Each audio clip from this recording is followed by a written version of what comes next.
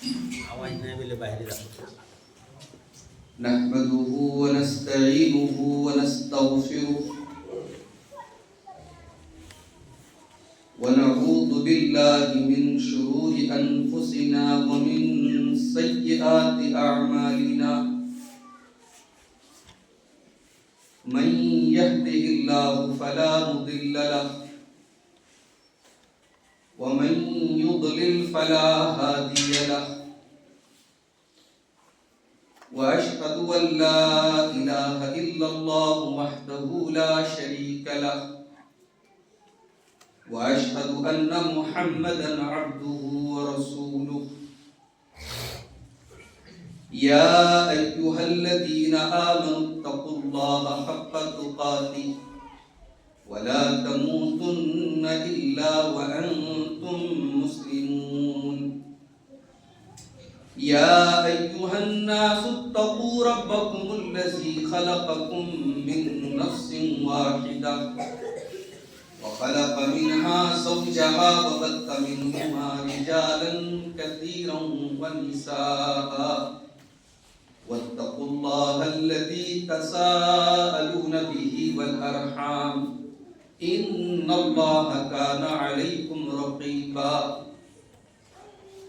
يا أيها الذين آمنوا اتقوا الله وقولوا قولا سديدا يصلح لكم أعمالكم ويغفر لكم ذنوبكم ومن يطع الله ورسوله فقد فاز فوزا عظيما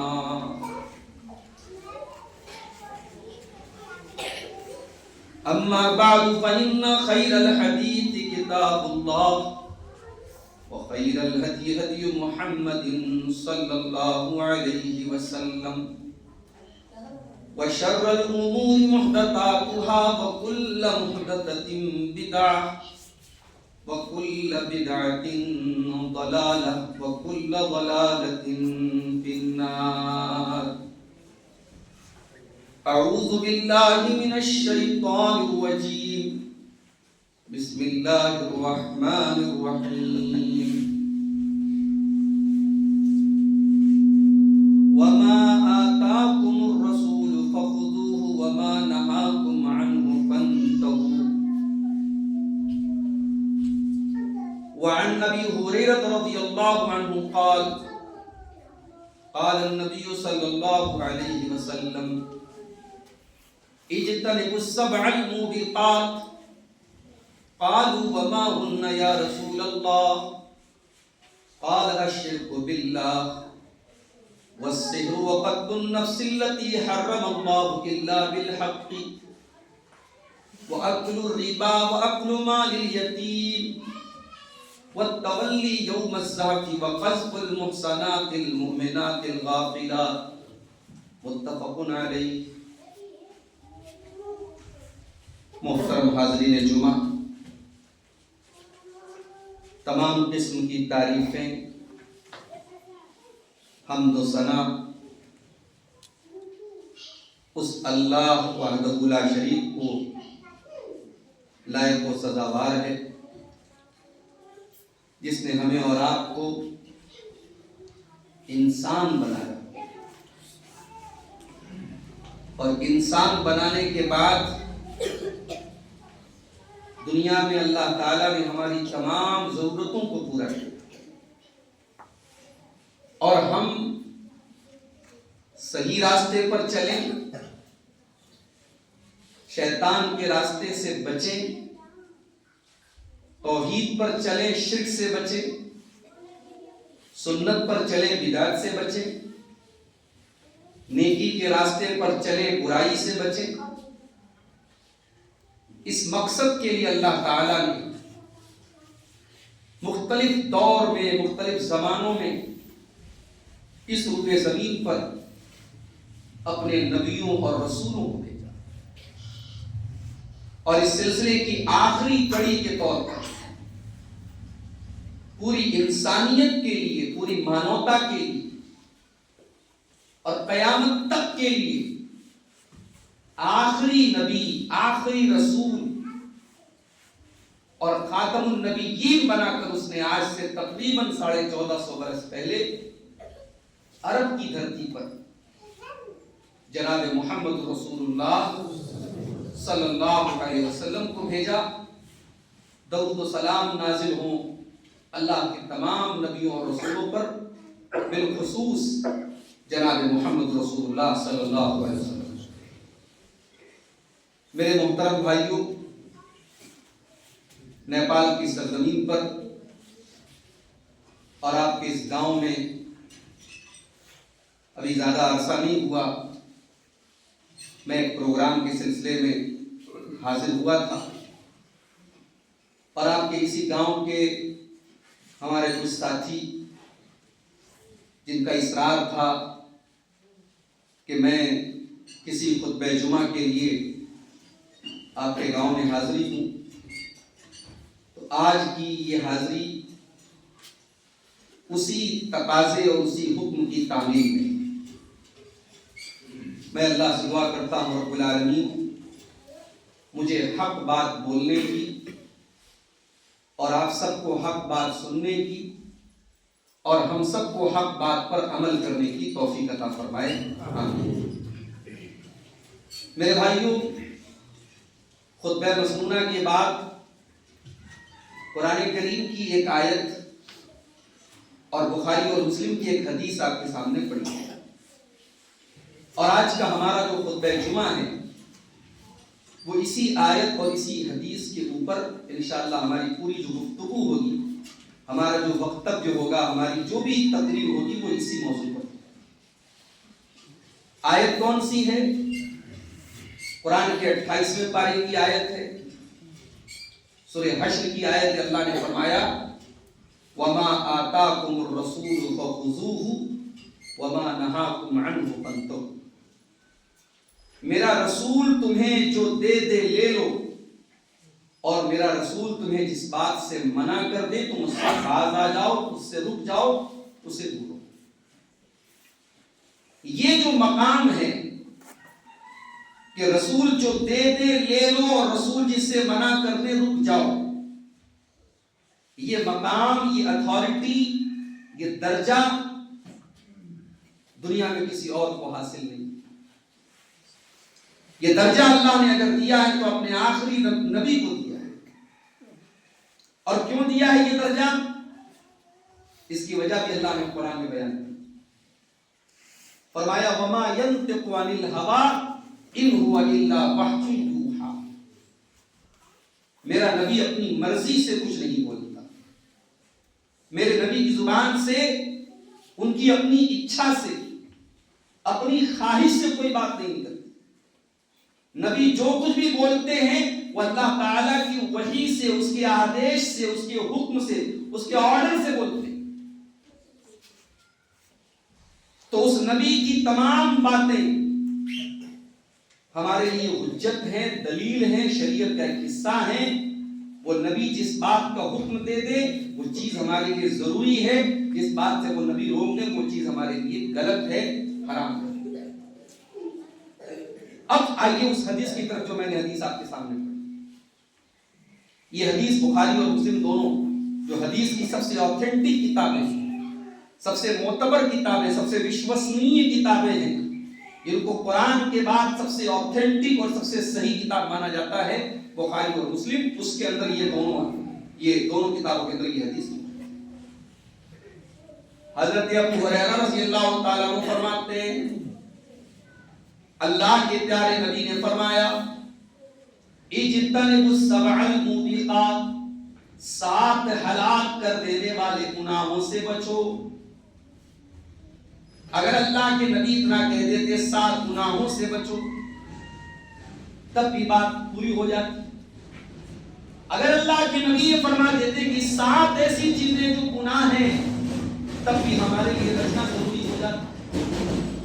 لیکن ذرا اللہ کے نبی کے شبدوں کے اوپر غور کرو میرے بھائی, ذرا اللہ کے پیارے رسول کے الفاظ کے اوپر غور کرو. آپ نے اتنا نہیں فرمایا کہ یہ 7 چیزیں گناہ ہیں, آپ نے 3 چیزیں فرمائی. اجتنبوا السبع الموبقات, 7 ہلاک کر دینے والے گناہوں سے بچو. یعنی 7 ایسے گناہ ہیں جو بہت بڑے بڑے گناہ ہیں، جو بہت بڑے بڑے پاپ ہیں، جو تمہیں ہلاک کر ڈالیں گے، جو تمہیں جہنم کی آگ میں لے کے چلے جائیں گے، جو تمہیں جنت سے دور کر دیں گے۔ اچھا، صحابہ کرام کی عادت تھی، جب اللہ کے نبی جنت کی بات کرتے تھے، جہنم کی بات کرتے تھے، تو صحابہ کرام اپنے کان کھڑے کرتے، انہیں چنتا تھی، انہیں فکر تھی کہ کس طریقے سے ہم جہنم کی آگ سے بچ جائیں اور کس طریقے سے جنت میں داخل ہو جائیں۔ معاف کرنا میرے بھائی، وہ چنتا آج ہمارے اندر نہیں ہے۔ ہمارے بچے جوان ہوتے ہیں، ہمیں اس بات کی چنتا ہوتی ہے بچہ کمائے گا کتنا۔ ہم جب کمانے لگتے ہیں تو ہمیں اس بات کی چنتا ہوتی ہے ہمارا مکان کیسے اچھا بنے گا، ہمارے بال بچے اچھا کھانا کیسے کھائیں گے، ہمارے بال بچے سکون سے زندگی کیسے گزاریں گے۔ ہم چنتا اس بات کی کرتے ہیں، اور کرنا بھی چاہیے، کچھ غلط بھی نہیں، مگر کبھی ہم اس بات پر غور نہیں کرتے اور اس بات کی چنتا نہیں کرتے کہ آخرت میں ہمارا کیا۔ دنیا میں ہم پیسے کما لیں گے، دنیا میں کامیاب ہو جائیں گے، دنیا میں ہمارا مکان بن جائے گا، ہمارے بچوں کو نوکری مل جائے گی، ہماری بیوی کو پسند کا کپڑا مل جائے گا، ہمارے گھر میں اچھا کھانا بن جائے گا، لیکن آخرت میں کیا ہوگا؟ کہیں ایسا نہ ہو کہ دنیا میں بڑی بڑی بلڈنگوں میں رہنے کے بعد آخرت میں جہنم کی آگ میں جانا پڑ جائے، کہیں ایسا نہ ہو کہ دنیا میں اچھی اچھی غذائیں کھانے کے بعد کہیں آخرت میں جہنم کا زقوم کھانا نہ پڑ جائے، کہیں ایسا نہ ہو کہ گرمی کے موسم میں ہمارے گھر میں پنکھا بھی لگاؤ، کولر بھی لگاؤ، انورٹر بھی لگاؤ، اور قبر کے اندھیرے میں اور قبر کی تاریکی میں ہم کو کوئی روشنی، کوئی اجالا دینے والی چیز ہمارے پاس نہ۔ اسی لیے جب ہم جمعہ کی نماز پڑھتے ہیں، امام صاحب پہلی رکعت میں جب سورہ اعلیٰ کی تلاوت کرتے ہیں تو یہ آیت بھی آپ کے کانوں سے ٹکراتی ہے، بل تؤثرون الحیات الدنیا والآخرۃ خیر وابقا۔ میرے بندو، تم دنیا کی زندگی کو ترجیح دیتے ہو، تم دنیا کی زندگی کو اوپر رکھتے ہو، جبکہ آخرت کی زندگی زیادہ بہتر اور زیادہ باقی رہنے والی ہے۔ قرآن کہتا ہے میرے بندو، حقیقی کامیابی یہ نہیں ہے کہ تم دنیا میں کامیاب ہو جاؤ، دنیا میں تمہیں اگر کامیابی مل گئی تو اچھی بات ہے، لیکن کان کھول کے سن لو قرآن کیا بتاتا ہے، فَمَنْ زُحْزِحَ عَنِ النَّارِ وَأُدْخِلَ الْجَنَّةَ فَقَدْ فَازَ۔ جس کو اللہ تعالیٰ کی عدالت میں، اللہ کی بارگاہ میں جس کو جہنم کی آگ سے بچا لیا جائے اور جس کو جنت میں ڈال دیا جائے، وہی کامیاب ہونے والا ہے، وہی سفل ہونے والا ہے، وہی سکسیسفل ہونے والا ہے۔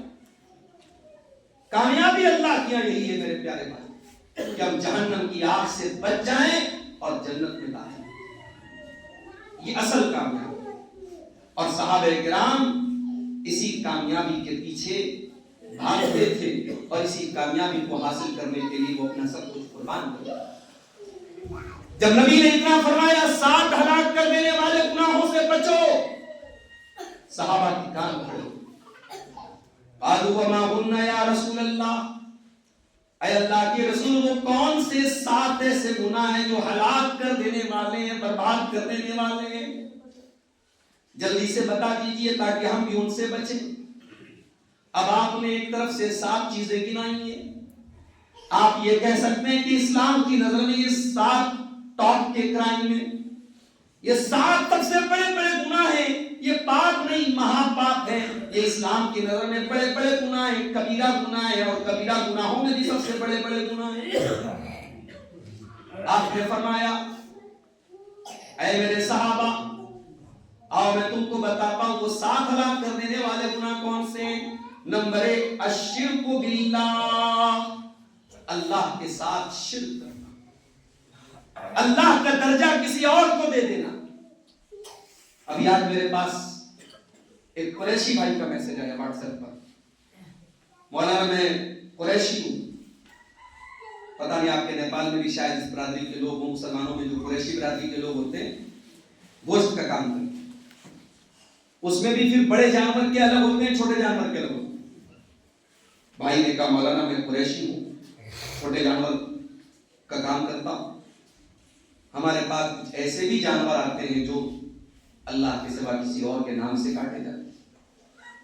کسی دیوی کسی دیوتا کے نام پہ، کسی پیر کے نام پہ، کسی بزرگ کے نام پہ، کسی بابا کے نام پہ کاٹے جاتے ہیں۔ تو کیا میں یہ کام کر سکتا ہوں؟ میں نے کہا نہیں کر سکتا، حرام ہے اللہ کے سوا کسی اور کا نام لے کر کے جب جانور ذبح کرنا حرام ہے، اور اتنا ہی حرام ہے جتنا سور کا گوشت کھانا۔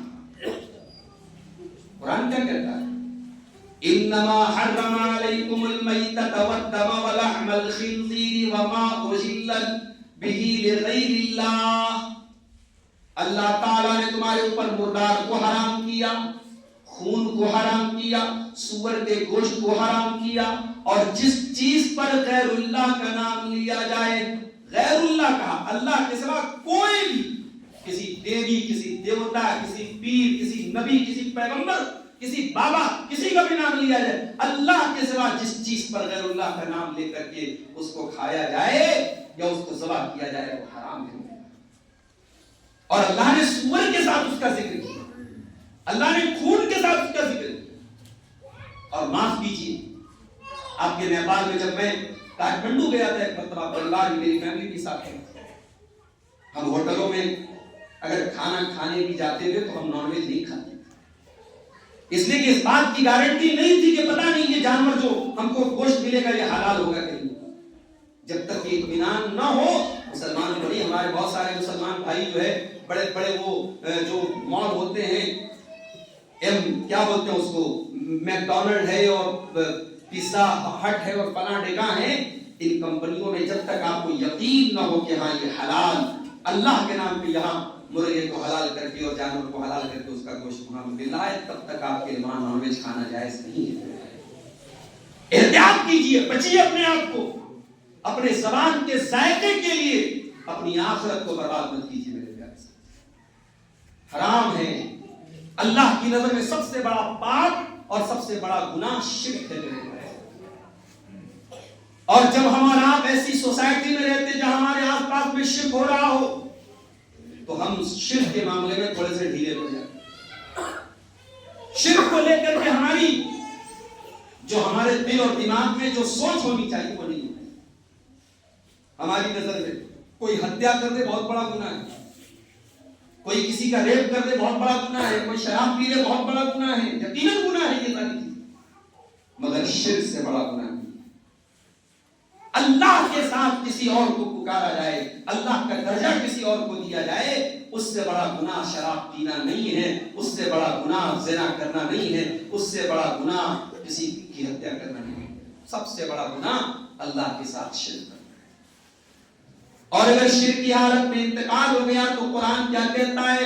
اِنَّهُ مَن يُشْرِكْ بِاللَّهِ فَقَدْ حَرَّمَ اللَّهُ عَلَيْهِ الْجَنَّةَ، جو اللہ کے ساتھ شرک کرے گا، جو اللہ کے ساتھ شرک کرے گا، اسی حالت میں اس کی موت ہو جائے گی، تو ایسے انسان کے اوپر اللہ تعالیٰ نے جنت کو حرام کر دیا ہے۔ وَمَأْوَاهُ النَّارُ، اس کا ٹھکانہ جہنم ہے۔ وَمَا لِلظَّالِمِينَ مِنْ أَنصَارٍ، اور ایسے ظالموں کا کوئی مددگار نہیں ہوگا۔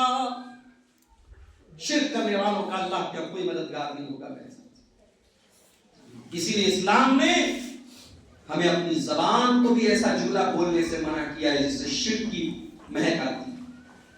نبی اکرم کے پاس ایک آدمی آیا، اس نے کسی بات میں کہا ما شاء اللہ و ما شئت، جو اللہ چاہے جو آپ چاہیں۔ نبی نے کہا خبردار، یہ کائنات اللہ کے چاہنے سے چلتی ہے، میرے چاہنے سے نہیں چلتی۔ بڑی چھوٹی چھوٹی چیزیں ہوتی ہیں، ڈاکٹر کے یہاں آپ جاتے ہیں، دوا کرتے ہیں، علاج کرتے ہیں، ظاہر جائز ہے، بیماری میں علاج کرنا تو جائز ہے، لیکن اگر آپ کا عقیدہ یہ ہے کہ شفا یہ ڈاکٹر ہی دے رہا ہے، اس کی دوا ہی سے مجھ کو شفا مل رہی ہے، اور اللہ تعالیٰ ہم کو شفا نہیں دے رہا ہے، تو پھر یہ بھی شرک ہو جائے۔ ہم ڈاکٹر کے پاس علاج بھی کرانے جاتے ہیں تو یہ عقیدہ رکھے جاتے ہیں کہ شفا دینے والا اللہ ہے، اللہ چاہے گا تو ڈاکٹر کی دوا میں شفا ملے گی، اللہ کی اگر مشیت نہیں ہوگی، اللہ نہیں چاہے گا، پریشان ہو کر کے تھک ہار جائیں گے مگر کسی ڈاکٹر کی دوا میں ہم کو شفا نہیں۔ یہ ہمارا عقیدہ ہے۔ میرے بھائیوں، اپنے عقیدے کی حفاظت کرو، اپنی توحید کی حفاظت۔ آج آپ کے نیپال کے بہت سارے لڑکے، ہمارے نوجوان لڑکے جے پور میں رہتے ہیں، ملک کے دوسرے علاقوں میں رہتے ہیں، ٹھیک ہے آپ یہاں شیر سبا کی برادری ہے، پوری اہل حدیث برادری، آپ نے قبر پرستی کو نہیں جانا، آپ نے شرک کو نہیں جانا، آپ نے بدعت کو نہیں جانا، لیکن جب آپ کے نوجوان لڑکے دوسرے سوسائٹی میں جائیں گے اور ان کے پاس تعلیم نہیں ہوگی، ان کے پاس عقیدے کی مضبوطی نہیں ہوگی، ان کے پاس علم نہیں ہوگا، ان کے پاس نالج نہیں ہوگی، تو وہ جس ماحول میں جائیں گے اسی ماحول میں بھٹک جائیں گے۔ اس لیے اپنے عقیدے کے ساتھ ساتھ اپنے بچوں کا عقیدہ بھی مضبوط کرو۔ صرف بچے پیدا کر لینا کمال نہیں ہے، یہ بات نوٹ کر لو گے۔ اللہ کے نبی کی حدیث ہے، میں قیامت کے دن اپنی امت کے اوپر فخر کروں، مگر کون سی امت کے اوپر فخر کریں گے؟ جو امت توحید والی ہوگی، جو ایمان والی ہوگی، جو ایک اللہ کی عبادت کرنے والی ہوگی، جس کے پاس شریعت کا علم ہوگا۔ اگر آپ کے بچوں کے پاس دین کا علم نہیں، اگر آپ کے بچوں نے قرآن نہیں پڑھا، آپ کے بچوں نے حدیث نہیں پڑھی، آپ کے بچوں نے اللہ کو نہیں جانا، رسول کو نہیں جانا، بچہ جوان ہوا آپ نے کمانے کے لیے چھوڑ دیا، بیٹی جوان ہوئی شادی کر دی آپ نے، بس آپ نے فرض نبھا دیا۔ یہ بیٹا اور بیٹی اگر ان کو ایمان کی دولت نہیں ملی، توحید کی دولت نہیں ملی، آپ کے گردن کا پھندا بن جائیں گے قیامت۔ اے اپنے آپ کو باپ کہنے والوں، یقیناً باپ جنت کا دروازہ ہے۔ اے بچیوں کی تربیت کرنے والی ماں، یقیناً ماں کے قدموں کے نیچے جنت ہے، مگر ماں جنت کا دروازہ کب بنے گی، باپ جنت کا دروازہ کب بنے گا؟ جب باپ باپ ہونے کا حق ادا کرے گا، جب ماں ماں ہونے کا حق ادا کرے گا۔ یہاں ابراہیم علیہ السلام جیسا پیغمبر اللہ سے دعا کرتا ہے، کیا دعا کرتا ہے؟ فرمایا وَجُنُوبْنِي وَبَنِيَّ أَن نَعْبُدَ الْأَصْنَامَ، اے اللہ تم مجھے بھی بت پرستی سے بچانا، تم مجھے بھی شرک سے بچانا، تم مجھے بھی پتھروں کے آگے سجدہ کرنے سے بچانا، اور میری اولاد کو بھی تو شرک سے بچانا۔ ابراہیم علیہ السلام کو اپنی اولاد کی چنتا ہے، آپ کو نہیں چنتا ہے۔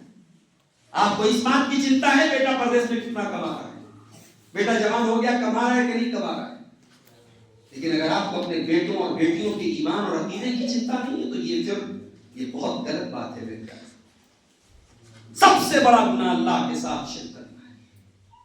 معاف کرنا، آج اہل حدیثوں کے گھروں میں بھی بچوں کے گلے میں تعویذ ہم کو نظر آنے لگا ہے۔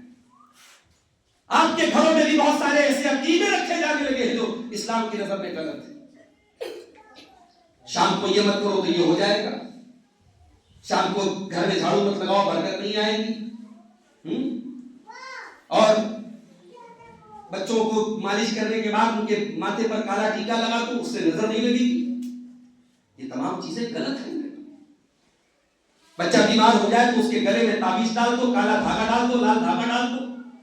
ہمارے نوجوان بیچارے کچھ فیشن کے نام پہ اپنے ہاتھ میں کڑا پہن رہے ہیں، یہ کڑا کہاں سے پہنا گیا؟ یہ لیڈیز کا کام ہے، چوڑی پہننا، کنگن پہننا، یہ مرد حضرات کب سے جو ہے کڑا پہننے لگے۔ اور کچھ نوجوان لڑکے تو ماشاءاللہ اتنا فیشن کرتے ہیں، ہاتھ میں کڑا ہے، گلے میں لاکٹ ہے، کان میں بالی ہے، جاتے گزرتے ہیں داڑھی بھی نہیں رکھتے ہیں، سمجھ نہیں آتا یہ محترم ہے کہ محترمہ ہے، آ رہی یہ بھی نہیں سمجھ۔ فیشن کی اندھی تقلید نہ کرو میرے پیارے ساتھی، اپنے ایمان اور عقیدے کی فکر کرو۔ اجتنبوا السبع الموبقات، اللہ کے نبی نے فرمایا 7 ہلاک کر دینے والے گناہوں سے بچو، اور اس میں سب سے بڑا گناہ کیا ہے؟ اللہ کے ساتھ شرک۔ اور یہ بات یاد رکھو، اپنے چھوٹے بچوں کو بھی یہ عقیدہ سکھا دو، اللہ کہاں ہے؟ اللہ اوپر ہے، اللہ آسمان پر ہے۔ آپ کے بچے کو یہ عقیدہ معلوم۔ ہمارے یہاں لوگ کہتے ہیں اللہ کہاں ہے؟ اللہ ہر جگہ۔ یہ اسلام کا عقیدہ نہیں ہے کہ اللہ ہر جگہ، اللہ کی نظر ہر جگہ، اللہ کی قدرت ہر جگہ، اللہ کا علم ہر جگہ، مگر جب پوچھا جائے اللہ کہاں ہے تو جواب ہوگا اللہ عرش پر ہے، اللہ آسمان پر ہے، اللہ اوپر ہے۔ بچوں کو یہ عقیدہ سکھا دو۔ اذا سألت فاسأل اللہ، اللہ کے نبی نے اپنے چچا کے بیٹے عبداللہ ابن عباس کو سکھایا۔ کون ہے عبداللہ ابن عباس؟ نبی کا انتقال ہوا تو 8-9 سال کے بچے تھے۔ ہمارے 8-9 سال کا بچہ گلی میں کھیلتا ہے، کرکٹ کھیلتا ہے۔ اللہ کے نبی 8 سال کے بچے سے کہہ رہے ہیں اے میرے بچے، اذا سألت فاسأل اللہ، جب بھی سوال کرنا تو اللہ سے سوال، وَإِذَا اسْتَعَنْتَ فَاسْتَعِنْ بِاللَّهِ، اور جب مدد مانگنا تو اللہ سے مدد مانگنا۔ اور یہ عبداللہ ابن عباس وہ صحابی ہیں، چھوٹے بچے ہیں نا، مگر رات میں اللہ کے نبی تہجد کے لیے اٹھتے تھے تو عبداللہ ابن عباس اٹھ کر کے وضو کا پانی لا کے دے. نبی نے پوچھا یہ پانی کس نے لا کے رکھا وضو کا؟ کسی نے کہا عبداللہ ابن عباس نے رکھا. نبی نے رات کے سناٹے میں دعا کی اللہم علمہ القرآن، اے اللہ اس بچے کو قرآن کا عالم بنا دے. آج آپ کے گھر میں علماء آتے ہیں، آپ اپنے بچوں کو ان سے سلام تک کرنا نہیں سکھاتے. آپ کے گھروں میں اگر آپ کے علماء آئیں، وہ آپ کے اصل ہیرو ہیں، وہ آپ کے آئیڈیلز ہیں. آپ کو اپنے بچوں کو ان کی خدمت میں لگانا چاہیے، ان سے دعا سلام کرانی چاہیے، ان کو طور طریقہ سکھانا چاہیے. میرے پیارے ساتھیوں، اللہ کے نبی کے لیے رات میں وضو کا پانی لا کر رکھنے کی برکت دیکھیے. نبی نے دعا کی اور اس دعا کی برکت یہ تھی کہ صحابہ میں بڑے سینئر صحابہ ہوئے، مگر عبداللہ ابن عباس اتنے کم عمر کے صحابی تھے، مگر اللہ نے قرآن کی بڑی نالج دی. اللہ کے نبی عبداللہ ابن عباس سے کہتے اذا سألت فاسأل اللہ، اے میرے بچے جب بھی سوال کرنا اللہ سے سوال کرنا. وَإِذَا اسْتَعَنْتَ فَاسْتَعِنْ بِاللَّهِ، اور اے میرے بچے جب بھی مدد مانگنا تو اللہ سے مدد مانگنا. تو سب سے بڑا جو گناہ ہے میرے پیارے ساتھیوں، جو نبی نے سب سے پہلے نمبر پہ ذکر کیا ہے، الشرک باللہ، اللہ کے ساتھ شرک. دوسرے نمبر پر گناہ آپ نے فرمایا والسحر، جادو کرنا. جادو کرنا حرام ہے، شرک ہے، شیطان کا کام. اور یہ بات بھی نوٹ کر لو، یہ جتنے جادوگر ہوتے ہیں یہ جب تک شیطان کو خوش نہ کر لیں ان کا کام نہیں کرتا ہے. اور جادوگروں کی داستان آپ پڑھیں گے تو آپ حیران ہو جائیں گے کیا کیا نہیں کرتے. یہ شرک کرتے ہیں، یہ اللہ کو گالی دیتے ہیں، قرآن کی بے ادبی کرتے ہیں، تب جا کر کے شیطان ان کا کام کرتا ہے. اور آج انسان کسی کی نفرت میں اتنا اندھا ہو جاتا ہے، کسی کی عداوت میں اتنا اندھا ہو جاتا ہے. کوئی ساس اپنی بہو سے، کوئی بہو اپنی ساس سے، کوئی نند اپنی بھابھی سے، کوئی بھابھی اپنی نند سے اتنا ناراض ہو جاتی ہے کہ ایک دوسرے کے خلاف جادو کا سہارا لیا جاتا ہے. یہ شرم کی بات ہے، چلو میں پانی میں ڈوب پڑے. مسلمانوں کیا ہو گیا تمہیں؟ تم دشمنیوں میں اس حد تک نکل گئے کہ ایک دوسرے کے خلاف جادو کرنے اور کرانے لگے. نبی نے فرمایا تھا کہ اگر کوئی جادوگر کے پاس جاتا ہے، من اتا کاہنا، یہ جو ہاتھ کی لکیریں دیکھ کے بیچارے بتاتے ہیں کہ آپ کا بھوشیہ کیا ہونے والا ہے، آپ قدر جائیں گے کہ جے پور جائیں گے، وہ دیکھ کے بتائے گا ہاتھ کی لکیر. بہت پہلے بنارس میں جب میں پڑھتا تھا، طالب علمی کا دور تھا، اس زمانے میں دور جاہلیت ہی کہہ سکتے ہیں، تو ہمارے مدرسے کے راستے میں ایک وہ روبوٹ بنا رہتا تھا. اس روبوٹ میں باقاعدہ ایئر فون لگا کر کے وہ بتاتا تھا بھوشیہ ہونے والا. تو وہ بتاتا تھا صاحب کی جو ہے کون پاس ہوگا، کون فیل ہوگا، کون کتنی عمر پائے گا، کس کی کتنی شادی ہوگی، وہ سب بتاتا. جو بیچارہ دوسروں کا بھوشیہ بتا رہا ہے وہ سڑک پر 5 روپے 10 روپے بھوشیہ بتا رہا ہے، اس کو اپنا بھوشیہ پتا ہوگا تو وہ سڑک پر بیٹھا رہتا. تو جس نے کسی کاہن اور جادوگر کے پاس جا کر کے اپنا بھوشیہ پوچھا، نبی نے فرمایا 40 دن تک اس کی نماز قبول نہیں. صرف گیا ہے، صرف جادوگر کے پاس گیا ہے، ابھی اس کی بات نہیں مانا ہے، اس کی بات نہیں سنا ہے، صرف گیا ہے تو 40 دن تک نماز قبول نہیں. اور ایک اور حدیث میں اللہ کے نبی فرماتے ہیں من اتی عرافا او کاہنا فصدقه بما یقول، جو کسی کاہن کے پاس جاتا ہے، جادوگر کے پاس جاتا ہے، بھوشیہ واڑی کرنے والے کے پاس جاتا ہے، جو غیب کی خبریں بتانے کا دعویٰ کرتا ہے، اس انسان کے پاس جاتا ہے اور اس کی باتوں کی تصدیق کرتا ہے، اس کی باتوں کو سچ مانتا ہے، اللہ کے نبی فرماتے ہیں فقد کفر بما انزل علی محمد، اس نے محمد رسول اللہ صلی اللہ علیہ وسلم کے اوپر نازل ہونے والی شریعت کا انکار کیا، اس نے کفر کیا، وہ کافر ہو گیا. اللہ مسلمانوں، یہ جادو کرنا کرانا یہ شیطان کا کام ہے. سورہ بقرہ میں اللہ نے فرمایا وَاتَّبَعُوا مَا تَتْلُو الشَّيَاطِينُ عَلَىٰ مُلْكِ سُلَيْمَانَ وَمَا كَفَرَ سُلَيْمَانُ. سلیمان علیہ السلام کے دور میں جن لوگوں نے جادو کیا ان لوگوں نے کفر کیا، اور وہ جادو کرنے والے کہتے تھے کہ سلیمان بھی تو کرشمہ دکھاتے ہیں، سلیمان کے پاس بھی تو سپر نیچرل طاقتیں ہیں. اللہ نے فرمایا وَمَا كَفَرَ سُلَيْمَانَ، سلیمان نے کبھی کوئی جادو کا کام نہیں کیا، سلیمان نے کبھی کفر نہیں کیا. سلیمان علیہ السلام کو اللہ تعالیٰ نے پاور دیا تھا، ان کے پاس سپر نیچرل پاور تھا، مگر انہوں نے کبھی جادو نہیں کیا، کبھی کفر نہیں کیا۔ اے جادوگرو تم کفر کا کام کرو۔ تو یہ دوسرا بڑا گناہ ہے جادو۔ میری ماں اور بہنوں، آج عورتوں میں یہ اندھ وشواس زیادہ ہے، جادو کرنا بھی حرام ہے، جادو کرانا بھی حرام ہے، اور بلا کسی دلیل کے کسی پر یہ الزام لگانا کہ اس نے جادو کیا، یہ بھی حرام ہے۔ یہ بات یاد رکھیں، یہ بھی بڑا آسانی سے کہہ دیا جاتا ہے۔ کسی عورت کے بارے میں خالی اتنا مشہور کر دیا جائے، ارے وہ تو چڑیل ہے، وہ تو جادو کراتی ہے، اور بیچاری وہ عورت بے قصور اور صرف سماج میں بدنام کر دیا جائے، اس عورت کا جینا حرام ہے۔ بنا کسی دلیل کے، بنا کسی ثبوت کے کسی عورت پر، کسی مرد پر یہ تہمت لگانا، یہ بھی بہت بڑا پاپ ہے کہ وہ جادو کرتا ہے۔ تو یہ دوسرا بڑا گناہ ہے جادو۔ نمبر 3، وَقَتْلُ النَّفْسِ الَّتِي حَرَّمَ اللَّهُ إِلَّا بِالْحَقِّ، اور کسی نردوش کی ہتیا کرنا، کسی بے قصور کو قتل کرنا، کسی ایسے انسان کی جان لینا جس کی جان کو اللہ تعالیٰ نے حرام قرار دیا ہے۔ کہاں گئے وہ لوگ؟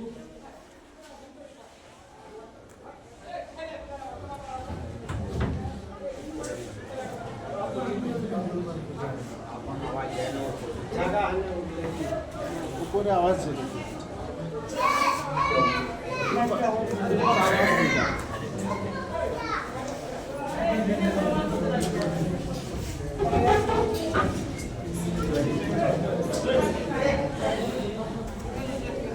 میرے محترم ساتھیوں، جمعہ کا خطبہ چل رہا ہے، سکون کے ساتھ آپ بیٹھیں۔ جس طریقے سے جمعہ کی نماز عبادت ہے، جمعہ کا خطبہ بھی عبادت ہے۔ مجھے معاف فرمائیے گا، گاؤں دیہات میں جمعہ کے خطبے کو لے کر کے وہ اتسکتا نہیں ہوتی جو ہونی چاہیے۔ 12 بجے اگر جمعہ کا خطبہ ہے تو 12 بجے مسجد فل ہونی چاہیے۔ یہ جو آپ 1 بجے اور 12:30 بجے اور 1:15 بجے اپنے کندھے پہ گمچھا رکھ کے آرام سے ٹہلتے ٹہلتے جو مسجد میں آتے ہیں نا، یہ غلط طریقہ ہے، اس کو چھوڑ دیجیے۔ ہفتے کے باقی دنوں کی طرح جمعہ کو مت گزاریے۔ جمعہ کے دن جلدی سے نہا دھو کر کے، فریش ہو کر کے، اچھا کپڑا پہن کر کے، خوشبو لگا کر کے مسجد میں پہلے آئیے، اور 2 رکعت کر کے جتنی نماز پڑھ سکتے ہو پڑھیں۔ جب تک امام خطبہ دینے کے لیے نہ آ جائے تب تک آپ نماز پڑھتے ہیں۔ اگر آپ یہ کام کریں گے، جو جتنا پہلے آئے گا اتنا اس کو زیادہ ثواب ملے گا۔ نبی نے فرمایا جو سب سے پہلے آئے گا اللہ کی راہ میں اونٹ قربان کرنے کا ثواب ملے گا، جو دوسرے نمبر پہ آئے گا اللہ کی راہ میں گائے قربان کرنے کا ثواب ملے گا، جو تیسرے نمبر پہ آئے گا اللہ کی راہ میں دمبا قربان کرنے کا ثواب ملے گا، جو چوتھے نمبر پہ آئے گا اللہ کی راہ میں مرغا قربان کرنے کا ثواب ملے گا، جو اس کے بعد آئے گا اللہ کی راہ میں انڈا دینے کا ثواب ملے گا، اور جو امام کے خطبہ دینے کے بعد آئے گا اس کو کوئی ایسا ثواب نہیں ملے گا۔ کیوں؟ کیونکہ ثواب لکھنے والے جو فرشتے ہوتے ہیں وہ بھی اپنا رجسٹر بند کر کے امام کا خطبہ سنتے۔ تو آپ حضرات اللہ کے واسطے تھوڑا توجہ دیں اس معاملے میں۔ میں گاؤں دیہات میں خاص طور سے پورے سیمانچل میں جاتا ہوں، انڈیا میں بھی اور نیپال میں بھی اب آ رہا ہوں، الحمدللہ میں دیکھتا ہوں جمعہ کی جلسے میں تو بہت صاحب بڑا شوق ہے جلسے میں آنے۔ جمعہ میں تو اتنا دلچسپی نہیں لیتے ہیں، جمعہ میں بھی آپ کو دلچسپی لینا چاہیے۔ اور میں بار بار یہ بات کہتا ہوں کہ ہر مسجد پر لیڈیز کا بھی انتظام ہونا چاہیے جمعہ میں، اور اچھا خطیب اچھے موضوع پر تقریر کرے، ہر جمعہ میں ایک میسج جائے، تو انشاءاللہ وہ کچھ دنوں کے بعد ایک تبدیلی آئے گی، ایک پریورتن آئے گا، لیکن انقلاب آئے گا انشاءاللہ۔ تو بہرحال میں بات یہ کر رہا تھا، نبی نے فرمایا کہ تیسرا جو گناہ ہے وہ کیا ہے؟ کسی نردوش کی ہتیا کرنا، کسی بے گناہ کو قتل کرنا، یہ تیسرا بڑا پاپ۔ آج کتنے لوگ ہیں جو کہتے ہیں صاحب اسلام آتنکواد کی شکشا دیتا ہے، اسلام بے گناہوں کو مارنے کی شکشا دیتا ہے۔ نہیں میرے بھائی، اسلام تو وہ دین ہے جو کسی کی جان بچانے کی شکشا دیتا ہے۔ اللہ قرآن میں کہتا ہے من قتل نفسا بغیر نفس او فساد فی الارض فکأنما قتل الناس جميعا، جس نے ایک انسان کو بھی قتل کیا، ایک مانو کی، ایک منشی کی جس نے ہتیا کی، اس نے پوری مانوتا کی ہتیا کی۔ وَمَنْ أَحْيَاهَا فَكَأَنَّمَا أَحْيَا النَّاسَ جَمِيعًا، دنیا، اور جس نے ایک منشیہ کو بچا لیا، ایک انسان کی جیون کو جس نے بچا لیا، اس نے پوری مانوتا کو بچا لیا۔ اسلام جیون دان دینے والا دین ہے، اسلام بچانے کی تعلیم دیتا ہے، اسلام کسی بھی قصور کو مارنے کی شکشا نہیں دیتا۔ اسلام کے اندر تو اتنا سخت قانون ہے، اگر کوئی کسی نردوش کی ہتیا کر دے تو ہتھیارے کو، ہتیا کرنے والے کو اگر اسلامی قانون ہے تو اس کی سزا کیا ہے؟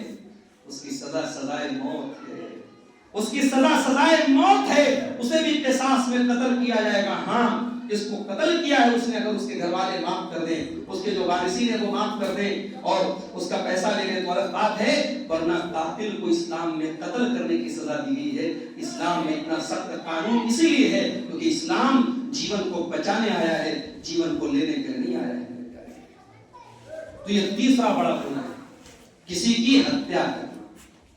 اب یہاں ایک منٹ کے لیے رک جائیں۔ اس حدیث میں تو نبی نے پہلے نمبر پہ شرک کو کہا، دوسرے نمبر پہ جادو کو کہا، اور تیسرے نمبر پہ قتل کو کہا۔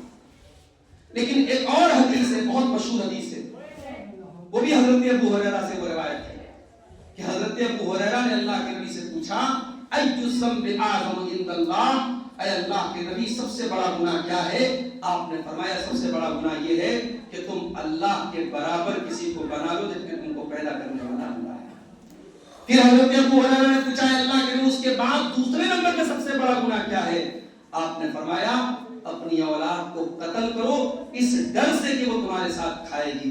پھر تیسرے نمبر پہ جب حضرت ابو ہریرہ نے پوچھا تیسرا سب سے بڑا گناہ کیا ہے، آپ نے کہا کہ تم اپنے پڑوسی کی بیوی کے ساتھ زنا کرو۔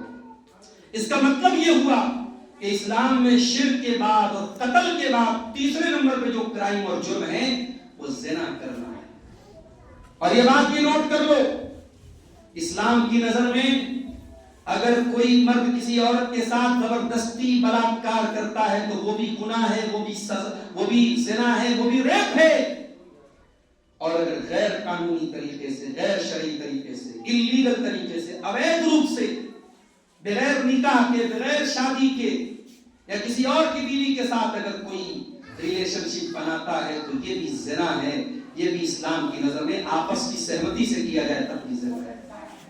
اور یہ اتنا بڑا گناہ ہے اسلام کی نظر میں کہ قرآن میں اللہ نے یہ نہیں کہا کہ زنا مت کرو، اللہ نے کہا وَلَا تَقْرَبُوا الزِّنَا، زنا کے قریب بھی مت جاؤ، زنا کے قریب بھی مت جاؤ۔ اور اسی لیے زنا کو روکنے کے لیے اسلام نے لڑکیاں جب جوان ہو جائیں ان کو پردے میں نکلنے کا حکم دیا۔ لڑکی جب جوان ہو جائے، بالغ ہو جائے، اس کو شکشا دی گئی، تعلیم دی گئی کہ غیر محرم کے سامنے وہ بے پردہ نہ جایا کرے، اپنے چچا کے لڑکے کے سامنے، اپنے ماموں کے لڑکے کے سامنے، اپنے خالہ کے لڑکے کے سامنے بھی وہ پردہ کرے، وہ بھی اس کے لیے غیر محرم ہے۔ یہاں تک کہا اللہ کے نبی نے کہ جب کوئی مرد کسی عورت کے ساتھ تنہائی میں ملتا ہے، اکیلے میں ملتا ہے تو تیسرا شیطان ہوتا ہے، چاہے وہ لڑکا اپنے دور کا سب سے بڑا علامہ کیوں نہ ہو، وہ لڑکی اپنے دور کی سب سے بڑی نیک عورت کیوں نہ ہو، اگر ایک مرد اور ایک عورت تنہائی میں ملتے ہیں، اکیلے میں ملتے ہیں تو تیسرا شیطان ہوتا ہے۔ اسی زنا سے روکنے کے لیے اسلام نے تعلیم دی کہ عورت بغیر محرم کے سفر نہ کرے۔ دنیا کہتی ہے صاحب اسلام نے عورت کا بڑا جینا حرام کر دیا، اسلام نے عورت پر بڑی پابندی لگا دی۔ دنیا کو یہ نہیں معلوم کہ جو چیز جتنی قیمتی ہوتی ہے اس کو اتنا زیادہ سنبھال کے رکھا جاتا ہے۔ لوہے کی دکان پہ چلے جاؤ، لوہے کا سامان بیچنے والا جیسے تیسے اپنا سامان رکھ لیتا ہے، لیکن سونا بیچنے والا سونار ایک سونے کی کان کی بالی اور ناک میں پہنے جانے والی جو ناک کی جو کیل ہوتی ہے اس کو بھی وہ ڈبے میں سنبھال کر کے قیمتی ڈبے میں رکھتا ہے۔ کیوں؟ یہ سونا قیمتی ہوتا ہے۔ اسلام کی نظر میں ایک عورت کی عزت، اس کی آبرو بہت قیمتی ہے، اور اسلام ایک عورت کی عزت پر حملہ کرنے کی اجازت کسی کو نہیں دیتا ہے۔ اسلام نے مرد و عورت کی خواہشات کو جائز طریقے سے پورا کرنے کے لیے نکاح کا سسٹم رکھا ہے۔ اور معاف کرنا، نیپال کی سرزمین پر اور شیر صاحب کی برادری سے تعلق رکھنے والے میرے نوجوانوں، میرے بھائیوں، میرے بزرگوں، آج ہمیں اور آپ کو اپنے شادی بیاہ کے سسٹم کو بھی آسان کرنے کی ضرورت ہے۔ یہ جہیز کی رسم، یہ بارات کی رسم، یہ ہلدی کی رسم، یہ فلاں رسم، یہ فلاں رسم، جس کی وجہ سے آپ نے شادی کو مشکل بنا دیا ہے، آج لڑکے اور لڑکیاں جن کی عمریں نکل رہی ہیں اور وہ نکاح نہیں کر پا رہے ہیں، آپ ان کو زنا کرنے کا موقع دے رہے ہیں، آپ ان کے لیے گناہ کو آسان کر رہے ہیں، نکاح کو اتنا آسان کر دو کہ زنا مشکل ہو جائے۔ تو اسلام میں تیسرا سب سے بڑا جو گناہ ہے وہ زنا ہے، جو میں حدیث جو پڑھ رہا ہوں اس میں زنا کا ذکر نہیں ہے، مگر دوسری حدیثوں میں زنا کا ذکر ہے۔ اور آگے بڑھتے ہیں، جمعہ کا خطبہ ہے، ساتوں چیزیں بیان کر کے بعد ہم ختم کریں گے۔ چوتھا جو گناہ اللہ کے نبی نے ذکر کیا وہ اکل الربا، سود کھانا۔ مولوی صاحب فائنانس پر گاڑی لینا کیسا ہے؟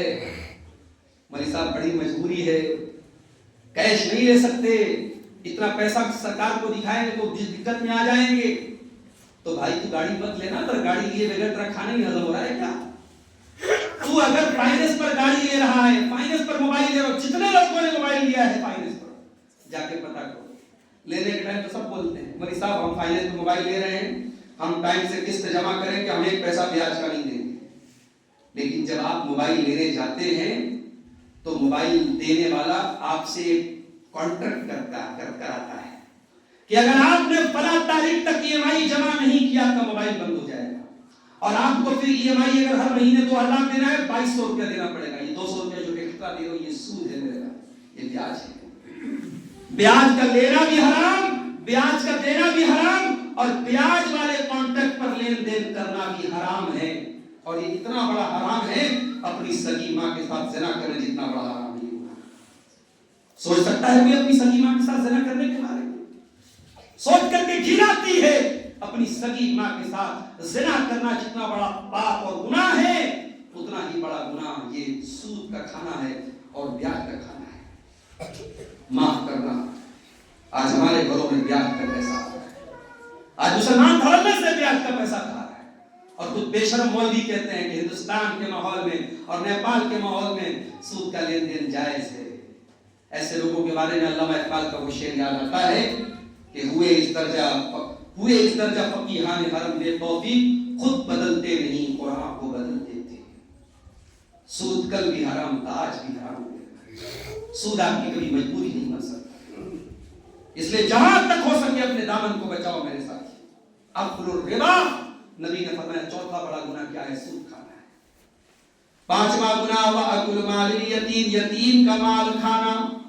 جو بچہ اناتھ ہو جائے، جس بچے کا باپ مر جائے، اس بچے کے پاس اگر مال ہے، اس کے باپ کی چھوڑی ہوئی پراپرٹی ہے، اس کے باپ کا چھوڑا ہوا مال ہے، خبردار یہ سوچ کر کے اس کے مال پر قبضہ نہ کر لینا کہ یہ تو اناتھ ہے، یہ تو یتیم ہے، اس کا ڈیفنس کرنے والا کوئی باپ بھی نہیں ہے۔ ارے اس کا کوئی باپ نہیں ہے، وہ اناتھ بچہ ہے، وہ یتیم بچہ ہے، لیکن اللہ تعالیٰ تو اس کے حقوق پر نظر رکھنے والا ہے۔ تو نے اگر یتیم کا مال اپنے پیٹ میں ڈالا ہوگا، قرآن کہتا ہے ان الذین یاکلون اموال الیتامی ظلما انما یاکلون فی بطونہم نارا۔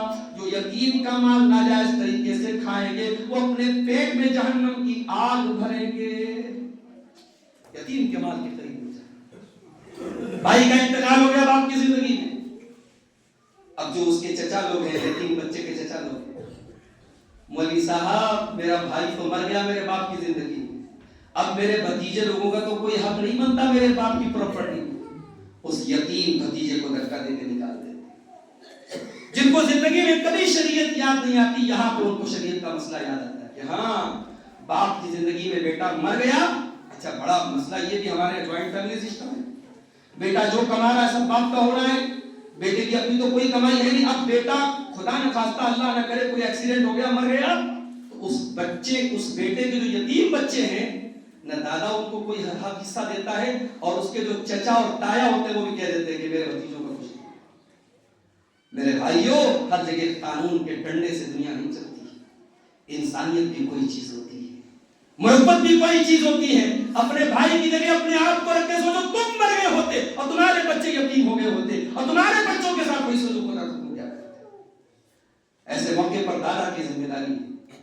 دادا کو اسلام نے اجازت دی ہے نا اپنے مال کا 1/3 حصہ وہ وصیت کر سکتا ہے، اپنے یتیم پوتوں کے حق میں وصیت کرے۔ یتیم کے بارے میں اللہ سے ڈرو میرے پیارے ساتھیوں، یتیم کے ساتھ انیائے نہ کرو، یتیم کے ساتھ اتیاچار نہ کرو، یتیم کا حق نہ مارو، یہ بڑا ظلم ہے۔ اور نبی نے فرمایا تھا جو یتیم کو پالے گا. بھائی مر گیا تو یتیم بھتیجے کو اگر پال سکتے ہو تو پال. یہاں تو یہ ہوتا ہے، کہہ رہے یہ اب تو یہ یتیم ہو گیا، اس کو نکال گھر سے باہر کر دو. ارے اس یتیم بھتیجے کو تم پال، ہو سکے تو اپنی بیوہ بھابھی سے شادی کرو، تم اسلام میں اس کی بھی اجازت ہے. میں نے کئی گھروں میں دیکھا بھائی مر گیا، اس کی بیوہ عورت اسی گھر میں رہتی ہے جوان جوان دیوروں اور جیٹوں کے بیچ میں. یہ تو سماج کو گوارا ہے کہ وہ جوان عورت اپنے دیوروں اور جیٹوں کے ساتھ رہے، لیکن سماج کو یہ گوارا نہیں ہے کہ اس میں سے کوئی بھائی اپنی بھابھی یا اپنی بھاوج سے شادی کر لے، اگر وہ دوسری شادی کرے تو بہت بڑا پاپ ہو جائے. معاف کرنا میرے بھائی، سماج کا یہ بھی ایک بہت بڑا المیہ اور ڈر ہے کہ بیوہ عورت کی شادی اسلام سماج میں پاپ مانی جاتی ہے، سماج کی نظر میں گناہ مانا جاتا ہے. بیوہ عورت کے گھر میں صرف اناج اور راشن پہنچا دینا یہ بیوہ کی مدد نہیں ہے، بیوہ سے شادی کر لینا بھی بیوہ کی مدد ہے. سماج میں کچھ ایسے لوگ بھی ہوں جو اس بیوہ عورت سے شادی کر لیں تاکہ اس کی زندگی صحیح طریقے سے گزرے. میرے بھائیوں، بہت سارے گھروں میں جب عورتیں جوانی میں بیوہ ہو جاتی ہیں اور نکاح نہیں ہوتا ہے تو بہت سارے غلط قدم اٹھاتی ہیں، بہت ساری برائیاں جنم لیتی ہیں. ان برائیوں کے لیے ہمارے سماج کے وہ ٹھیکیدار ذمہ دار ہیں جنہوں نے سماج میں ان چیزوں کو پروموٹ کیا. تو یتیم کا مال کھانا بہت بڑا ہوا. اب دو چیزیں اور بیان کروں گا. ہماری گھڑی کی سوئی 1 بجے کے پار ہو چکی ہے اور چونکہ جمعہ کے خطبے میں بہت سارے ہمارے بزرگ حضرات بھی بیٹھے رہتے ہیں، سب وضو کر کے آئے ہیں جمعہ کی نماز کے لیے. بہت لمبا خطبہ دینا میں خود اس کے خلاف ہوں. آپ کے گاؤں کے لوگوں نے کہا مولوی صاحب آپ جتنا بھی لمبا بولیں گے کوئی دقت کی بات نہیں، لیکن میں جانتا ہوں جمعہ کا خطبہ بہت لمبا دینا ٹھیک نہیں ہے. تقریباً 1 گھنٹہ ہو جائے گا. میں آخری کو باتیں جلدی بیان کر کے بات کروں گا. 5 چیزیں سن لی آپ نے. چھٹی چیز جو ہلاک کر دینے والا گناہ ہے، وَتَوَلِّ يَوْمَ الزَّحْفِ، اور جنگ کے میدان میں پیٹ پھیر کے بھاگ جانا. جنگ کے میدان میں پیٹ پھیر کے بھاگ جانا یہ بھی بہت بڑا پاپ ہے اسلام کی نظر میں. اسلام بزدلوں کا دین نہیں ہے، اسلام کائروں کا دین نہیں ہے، اسلام بھگوڑے لوگوں کا دین نہیں ہے. اسلام ہمت کا نام ہے، اسلام حوصلے کا نام ہے، اسلام جنگ کے میدان میں ڈٹے رہنے کا نام ہے. اور یہ بات بھی یاد رکھو نیپال کے لوگ، یہاں جنگ کے میدان سے پیٹ کرنے کا مطلب صرف جنگ کا میدان نہیں. آنے والا دور بڑا نازک دور ہے، صرف انڈیا کے لیے نہیں، صرف نیپال کے لیے نہیں، پوری دنیا کے لیے بہت نازک دور ہے. آنے والے دور میں اسلام اور ایمان کی رکشا کرنا، اپنے ایمان پر قائم رہنا بڑا مشکل کام ہوگا. نبی نے فرمایا تھا ایک ایسا دور آئے گا جب دین پر قائم رہنا اتنا مشکل ہو جائے گا جیسے ہاتھ میں انگارہ لینا ہوتا ہے. جب وہ دور آ جائے تو اپنے دین پر قائم رہنا، ایمان پہ قائم رہنا، توحید پہ قائم رہنا، پیٹ پھیر کے بھاگ مت جانا، مرتد نہ ہو جانا. آج آپ کی مسلمان لڑکیاں مرتد ہو رہی، کالجوں میں پڑھنے والے مسلمان لڑکے ملحد ہو رہے ہیں، ایتھسٹ ہو رہے ہیں، دین سے دور ہو رہے ہیں. یہ بھی میدان چھوڑ کے بھاگ جانا ہے. نبی نے فرمایا چھٹا سب سے بڑا گناہ کیا ہے؟ میدان چھوڑ کے بھاگ جانا. اور 7واں سب سے بڑا گناہ کیا ہے؟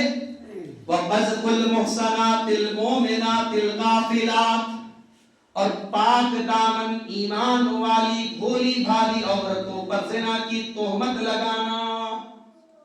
کسی عورت کے اوپر زنا کی تہمت لگانا یہ بہت بڑا پاپ ہے. اور اگر کوئی کسی نردوش عورت کے اوپر زنا کی تہمت لگا دے تو کان کھول کے سن لو، اسلام میں ایک ناری کے سمان کا کیا درجہ ہے، ایک عورت کی عزت کا کیا درجہ ہے، ذرا غور کرنا. اگر آپ نے کسی نے بھی کسی مسلمان عورت پر اگر زنا کی جھوٹی تہمت لگائی اور اس کو پروف نہیں کر پایا، اس کا ثبوت نہیں دے پایا، تو 4 گواہ لانے پڑیں گے. 4 گواہ نہیں لا پایا، کوئی ثبوت نہیں دے پایا تو 80 کوڑے کی سزا ماری جائے گی. 80 کوڑے مارے جائیں گے اس کو جس نے الزام لگایا ہے، اور زندگی بھر اس کی گواہی قبول نہیں. اتنا سخت قانون ہے. اللہ نے فرمایا کہ بھولی بھالی عورتوں پر، پاک دامن عورتوں پر زنا کی تہمت. تو میرے پیارے ساتھیوں، یہ 7 ہلاک کر دینے والے گناہ ہیں. ہمیں اور آپ کو چاہیے کہ ہم ان گناہوں سے اپنے دامن کی حفاظت کریں. ہمیں اور آپ کو چاہیے کہ ہم شرک سے بچیں، جادو سے بچیں، کسی کی ہتیا اور کسی کے قتل سے بچیں، یتیم کا مال کھانے سے بچیں، سود سے بچیں، ایمان پر قائم رہیں اور کسی بھی عورت کے اوپر غلط تہمت نہ لگائیں. یہ 7 جو بڑے بڑے گناہ ہیں ان سے اپنے دامن کو بچائیں. رب العالمین سے دعا ہے الہ العالمین ہم سب کو ان 7 بڑے بڑے گناہوں سے بچنے کی توفیق عطا فرما. الہ العالمین ہمیں تو دنیا کے ساتھ ساتھ اپنی آخرت کی بھی فکر کرنے کی توفیق عطا فرما۔ اے الہ العالمین جو ہم میں سے نماز سے دور ہیں اے اللہ تو ان کو نمازی بنا دے، جو دین سے دور ہیں پروردگار تو ان کو دیندار بنا دے، اے اللہ جو بیمار ہیں ان کو شفائے کامل عاجل عطا فرما دے، اے اللہ جو روزگار سے پریشان ہیں، نوکری کے لیے بھٹک رہے ہیں، مزدوری کے لیے بھٹک رہے ہیں، اللہ ان کے لیے حلال روزی کا انتظام فرما دے، اے اللہ اس ملک نیپال کی اور ہمارے ملک ہندوستان کی دونوں ملکوں کی اللہ کو حفاظت فرما، اے اللہ ظالموں کے ظلم سے، شریروں کے شر سے ہم سب کی حفاظت فرما، الہ العالمین ہماری مسجدوں کی حفاظت فرما، ہمارے مدرسوں کی حفاظت فرما، ہمارے علماء کی حفاظت فرما، ہمارے جان و مال کی، ہماری عزت و آبرو کی حفاظت فرما، اے اللہ ہمارے نوجوان لڑکوں اور لڑکیوں کو تو زنا سے بچا لے، تو شراب سے بچا لے، اے اللہ ہمارے کاروبار کرنے والوں کو تو سود اور بیاج سے بچا لے، اے اللہ حلال کمائی کھانے کی اور اپنے بچوں کو کھلانے کی توفیق عطا فرما، اے اللہ مرتے دم تک اپنی توحید پہ قائم رکھ، اے اللہ یہ پیشانی جھکے تو تیرے در پہ جھکے، اے اللہ اس زبان سے پڑھائی نکلے تو تیری نکلے، اے اللہ کبھی ہماری زبان سے کوئی شرک یا جملہ نہ نکلے، اے اللہ ہمارے دلوں میں اپنے رسول کی سچی محبت پیدا فرما دے، جب تک ہم دنیا میں زندہ رہیں، اسلام پر زندہ رہیں اور ہمارا خاتمہ ایمان پر ہو، آمین۔ وآخر دعوانا الحمدللہ۔